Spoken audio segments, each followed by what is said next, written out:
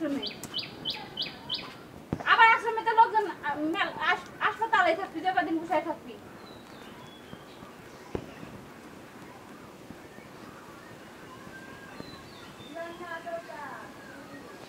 যে যারা জ্বালাবি তারা জ্বালানো ওর জ্বালানো আমি সহ্য করবো তাই না জামা কাপড় গুছা ফেলাম আমি তোর বাড়ি পাঠাইতে বাস খাবো কোনো ঘরে ঢুকার পারি নে যা জামা কাপড় গুছা আমি 200 টাকা দেবো সারবো কি তুই জামা কাপড় গুছা তুই কোনো ঘরে ঢুকবার পারবি না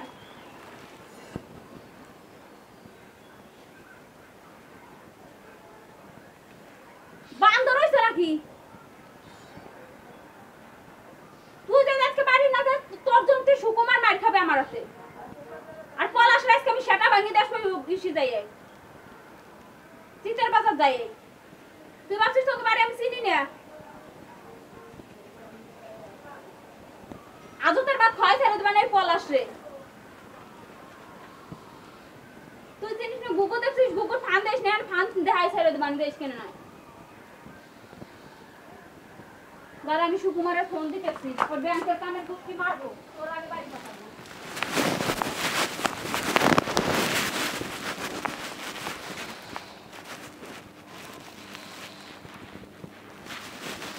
ফোন তো হ্যাঁ এটা ফোন তো বাটন ফোন তো